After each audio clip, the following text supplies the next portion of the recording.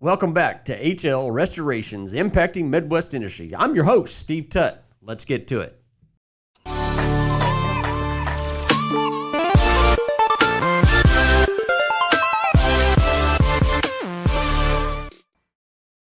Well, welcome back, everyone. We got Brooks Ingrassia back in the studio with Duct Doctor. Welcome back, Brooks. Hey, Steve. How are you? I'm doing good. Hey, Brooks, why don't you give a real highlight of what you and your company does, and then I want to ask a few more questions about your company. Go ahead. Yeah. So our company is a single-focus air duct cleaning company and indoor air quality services company. Okay. So not only do we clean air ducts, we clean air handling units, rooftop units, cooling towers, and then AHU, RTU coils as well. So almost anything inside that air conveyance system.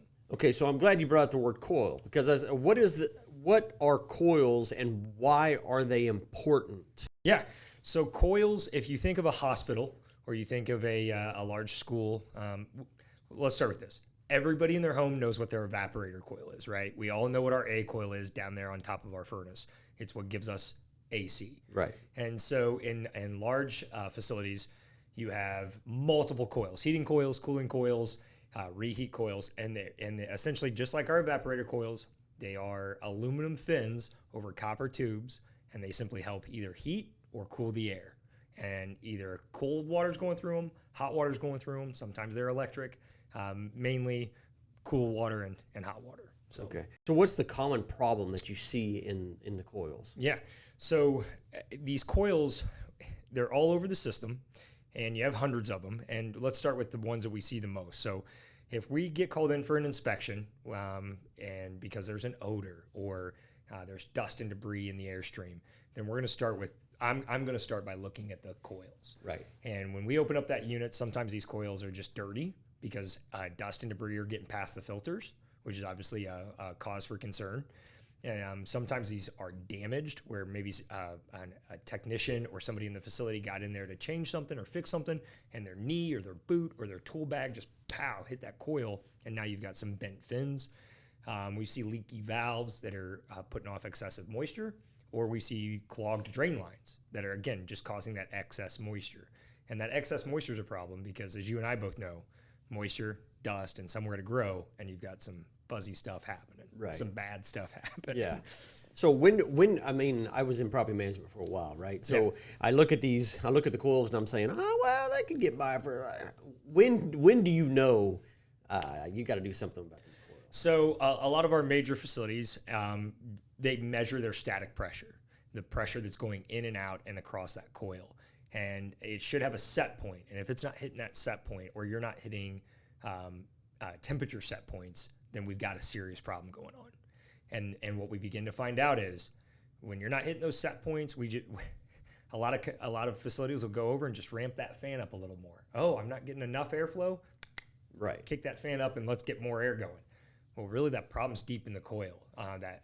These problems have begin to create a restriction in airflow and a loss in the thermal transfer across the coil. Okay. And those two problems drive up energy cost. And any property manager, you want to reduce energy costs. Right.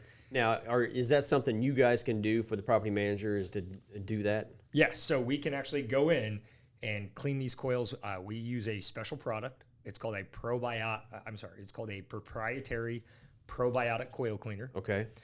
We are one of about 40 in the country that use it. It's a very unique product, and we can talk more a little bit about it. But it gets to the heart of one of the biggest causes of airflow restriction, which is known as biofilm. Okay. And this biofilm is microscopic. Now, what is biofilm? Yeah. So let's back up and let's do, what is that? Yeah. So I'm trying not to geek out a little bit. Geek away. Yeah. I'm sure. So we're all familiar with microbial growth. Right. Okay. Now we got to take it a step under that, or a microscopic step under that, and we're talking about biofilm. And it's a microscopic microbe that with moisture and dust and debris, it kind of begins to snowball and become this hardened just sheet of growth deep inside the coil. I don't like to use the word growth because then you immediately think mold, and Yeah. it's not a mold. That's when you call us in. Right. so it's just this hard impact compound, I guess is a good word. Yeah, it's a compound that sits deep inside the middle of the coil, and it can be really tough to remove. It can actually be there for so long that it hardens and becomes chemical resistant. Oh, wow. I didn't know that. And facility managers know it's there. They just don't know what to do about it. Right. So what we tend to see a lot of times is when you'd hire us and say, well, can your coil cleaner, can your process, can it get to the middle of the coil? Well, wait a minute. Why jump to the middle of the coil? Right. Well, that's because they've already had other people try to clean it, and they're only cleaning that surface. So somebody went out there with a chemical, they threw it on the coil, and now the coil went from dusty to shiny. Right. Must be great now, right? We must have great airflow. Right. And that tends to not be the case. And so then they bring us in and say, can you get to the middle of that coil? And yeah, we can. We can actually remove what's going on deep in the middle of that AC coil. Okay. And that's the probiotic cleaner. That is the proprietary probiotic cleaner. Now, is that something that your industry can only get? I mean, are you the only one? So we are one of about 40 that use this product. Okay. It's a fairly new product. It's fairly revolutionary. I'll be honest with you. So when it first was presented to us, as the guy told me about it, I assumed it was snake oil. Right. There's nothing that could be this good on the market. And what's unique about it is it's extremely safe to use. So as any contractor, right, HL, Duct Doctor, when our guys are in the field, we want them working as safe as possible. Absolutely. And this product is pH neutral. Okay. And per the FDA, it is generally recognized as safe. So we can use it in food manufacturing plants, hospitals, schools, and not worry that it's going to have any harmful impact on the students or guests or staff of that facility. It has 0 VOCs and 0 odor. And because of those two things, it really allows us to do some unique we can do very unique ways of using it as a coil cleaner. Okay.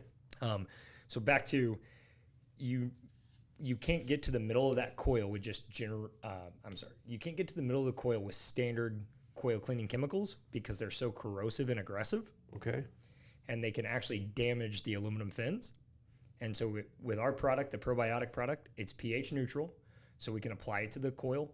We can let it dwell for a lot longer. In fact, we can leave our product on the coil for days. Is that what's different between Yes. products that's out there Yep. people use and yours? Yeah, so normal coil cleaners out there, Steve, they're corrosive. They're really aggressive. You get it on your skins. You might have some white splotches on your skins. They'll actually cause chemical burns. Oh, wow. And so if you put that on real thin aluminum, it can begin to create what's called pitting, which can create other issues. It can obviously completely ruin the coil. Not to mention it has an odor. These things smell terrible. And so you've got to put them on there and then rinse them off within about 5 to 10 minutes. And you're not getting to the root of the problem. With our product, we can put it on the coil. We can leave it on there for 3 to 5 days. And by the way, turn the unit back on and let it run. Right. Which is what we want. We really want to do that. So that way, what's unique is the fan in the unit, the air handler or the rooftop unit, is actually pulling our product through the coil to get deep into the middle. And then once it's in the middle, it's kind of acting like Pac-Man. It's just eating away all the organic compounds that are in the middle of that coil. Sure. Thus, improving energy efficiency, improving the thermal energy transfer, and reducing energy cost. Okay. So I know that you have to do this when you have to do it, but Yeah. is there a best time to do it? What time of year? So commercial air handlers should be inspected annually, and that includes the coils. So that's just whenever you do your annual inspection, this is when it needs to be done. Yeah, so we want to inspect it annually.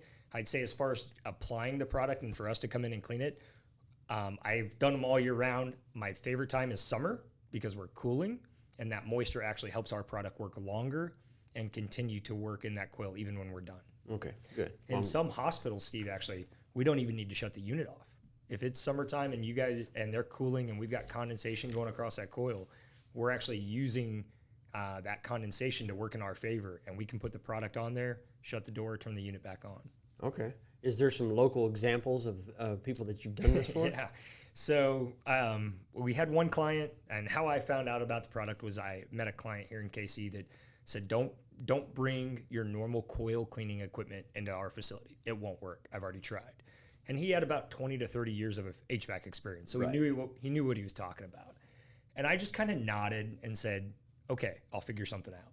And I'll be honest, I had no idea what I was going to do. I was like, there's only one way to clean coils. And so I found the probiotic cleaner, and I approached him and said, hey, I have the answer. And even still, I was skeptical because it sounded too good to be true. Right. No VOCs, it's pH neutral. I can leave it on the coil for days. The first night we applied it, I went home. I've never left chemical on a coil. I went home. I didn't get an ounce of sleep just because I was like, somebody tomorrow is going to call us and have this terrible odor in the building. Right. Thankfully, nothing happened. We went back about 5 days later, rinsed it, and gave that facility back about a 1/2 inch to 1 inch of static pressure, which is, they were hitting set points in that facility that unit hadn't hit in about 10 years. Okay. And they were just shocked. And he was like, it actually works. Yeah. Another case, we were at another medical facility. This one's a lab. And same thing, 2 huge air handlers in the building. Both were creating excessive moisture. It was getting everywhere, causing some leaking. They had some growth issues within the air handler that needed attention. And all this stemmed from the coils were not evaporating enough moisture during the cooling cycle. Right. So again, we bring in the probiotic.